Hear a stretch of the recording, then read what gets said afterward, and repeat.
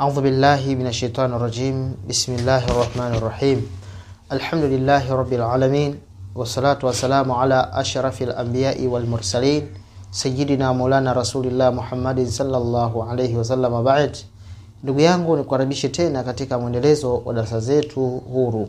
Leo insha Allah taala tutazungumza kuhusiana na mada inayosema sakata la kumwaga damu ili mtu utajirike. Je, unasumbuliwa na maradhi sugu? Unahitaji tiba sahihi kupitia Qur'an tukufu na mitishamba? Kutana na Dr. Jureej Mo, ni bingwa wa elimu, tiba na visomo Afrika Mashariki. Anatibu UTI sugu, sukari, kansa, presha, vidonda vya tumbo na maradhi ya kupohoza na matatizo yote ya kishirikina na kishetani. Kwa mawasiliano zaidi, piga simu namba 0765323307. Dr. Jureej Mo, bingwa wa tiba na visomo Afrika Mashariki. Naam. Sasa hivi yapo mambo mbalimbali mengi ya maajabu, mambo mengi ambayo ni ya kimaajabu, mambo ambayo matukio ya kimaajabu, matukio mazito, matukio makubwa. Kwa hivyo matukio haya sio matukio mazuri kutokana na kwamba ni matukio ambayo vijana wengi au watu wengi sana wanajiingiza katika matatizo. Tunazungumza matatizo kwa sababu watu wanafosi kutokana na maisha. Naam. Wapo watu ambao wanajiingiza katika makundi fulani, ambayo makundi haya ni makundi yanayoshughulikiana na masala labda kwa namna moja au nyingine ya kiutajiri, unaona ya kimashetani. Hivyo wapo watu wanadiriki na kuingia katika mitandao ya kijamii, lakini wakiingia katika mitandao ya kijamii wanatafuta nyanja za kupata utajiri. Lakini wakishakutana na hizo nyanja za kutafuta utajiri, ima katika matangazo mbalimbali kwa kuyaona njiani, kwenye nguzo ya umeme au kwenye mamiti au kwenye hivyo, unaona Kwa hivyo wanaweka na matangazo yao na namba zao za simu, pengine vijana wanapiga simu, wanaunganishwa hivyo. Ndugu yangu, nataka nikueleze ya kuwa hakika namna hii na njia hizi ni hatari sana katika maisha. Yaani katika maisha yako wewe, hakika ndugu yangu, kama una miaka mathalani 20, 30 au 40, lakini tambua kwamba hicho unachokitafuta wewe ni cha muda mfupi sana, kisha yanayokuja baada ya hapo ni majuto. Unaweza ukatrendi au ukapata sawa huo utajiri, lakini ni wa muda mfupi sana. Kinachokuja ni kwamba wewe ndugu yangu unakuja kuingia pabaya. Sasa haya makafara ni makafara ambayo ndugu yangu kwa hakika ni makafara mwisho wake anakuwa ni mabaya. Mfano mathalani, umeambiwa kila baada ya muda fulani uweze kuchinja kitu fulani. Baada ya muda fulani muweze kuchinja labda ng'ombe au mbuzi 10 au 5. Kisha mnaletewa pesa.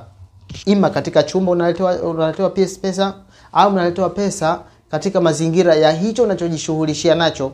Almuhimu kwamba nyanja zako za kuingiza pesa zitaingia, lakini kafara unakuwa unatoa. Sawa, utanunua magari, utanunua majumba, maisha yako yatabadilika. Wengine wanapewa masharti, wanaambiwa kwamba milioni 10 au milioni 20, 30 unatakiwa uzitumie ndani ya siku 3 tu ziwe zimeisha. Unaona? Atanunua majumba huyu, ata trendi, atajiita mimi tajiri mdogo mwenye pesa nyingi. Yaani katika mambo ya namna hiyo.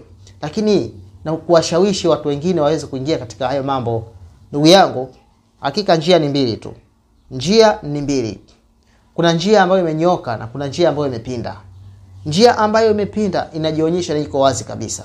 Njia ambayo imenyoka inajionyesha iko wazi kabisa. Sasa wewe ambaye unajiingiza katika haya matatizo ya makafara, ili utoe makafara, ili uweze kutajirika na uweze kufanikiwa, ndugu yangu, achana na hivyo vitu. Kwa hakika utakuja kulijilaumu padogo sana. Lakini pia hata hayo mali utakuwa wewe huna raha nazo. Kuna masharti, sio kuchinja tu kama makafara. Mwingine akisikia kafara tu unachukua, sawa, unajiingiza kule, unaenda unafanya hizo kafara, utaambiwa. Lakini sio kafara. Ukishafika kule kuna ibada mbali za ajabu sana ambazo zipo kule. Kuna vitu vya ajabu ambavyo vipo kule. Kuna masharti ya ajabu ambayo yapo kule. Usimuone mtu yuko vizuri, mashaallah, ni kweli, anaonekana yuko vizuri, ana pesa, anachukua pesa, anajiposti, anajipiga picha, wanawaambia watu mimi nina pesa nyingi. Lakini kama ungekuwa unatambua yale masharti ambayo yako ndani yake, hakika ni makubwa sana. Hutotamani ndugu yangu, hutotamani kabisa. Kuna masharti ambayo ni makubwa sana sana sana. Haya, jambo la kuua mtoto, mama au mtu yoyote yule, ndugu au mwanadamu, kutoa nafsi kwa ajili ya hicho kitu, kwao ni jambo dogo sana.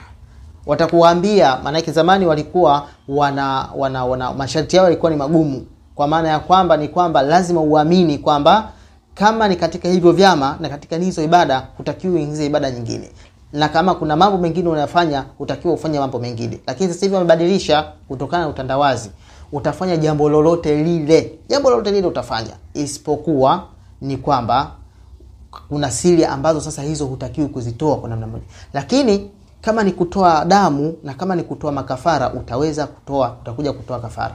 Kumbuka kafara unayoitoa ambayo ni kafara ya design hii, utatafutwa sakata lake, utatafutwa na vitu viwili. Kwanza, usipotoa hilo kafara kutokana na haya maagano ulioingia, maana yake ni kwamba wewe utakuwa ni mwenye kurudi nyuma ya waliorudi nyuma, miongoni mwa hasara. Lakini pia kadhalika hutokuwa na amani na imani, hutokuwa na amani kabisa mpaka utekeleze ile kafara. Haya, umekuja kutoa kafara. Hilo kafara ulilolitoa ndugu yangu, ikiwa kafara hilo ni kafara ambalo mfano umemtoa mtu ambaye hana shida, mtu ambaye hahusiki, umekuja kutoa labda hata kinyama pengine, ile ni damu inaoimwaga ile. Kumbuka, kumwaga damu katika sehemu isiyokuwa mahala pake, ndugu yangu, ni madhara, ni makubwa. Kwa hiyo maisha yako wewe yatakuwa hatarishi katika namna mbili. Kwanza, hutokuwa na amani kwa sababu damu ulioitoa kwa ajili ya kafara yenyewe inakutafuta wewe. Yenyewe inakutafuta automatically. Haya, lakini upande wa pili, hilo agano na hao uliokubaliana nao katika hayo maagano, pia kadhalika ni kwamba wewe wanakuinda. Sasa maisha na raha ya hiyo maisha unayoishi ni ipi ndugu yangu? Jitahadharishe. Na wewe ambaye unayoitwa katika kwenda kushughulika lakini na kuingia katika haya maagano, kaa mbali na jitahadharishe kabisa na kwenda huko, hakika utaangamia. Maangamivu yake yako wazi kabisa. Hii nasaha zangu, na sakata lake la kumwaga damu kwa ajili ya mali ni kubwa sana. Wabillahi tawfiq, wassalamu alaikum.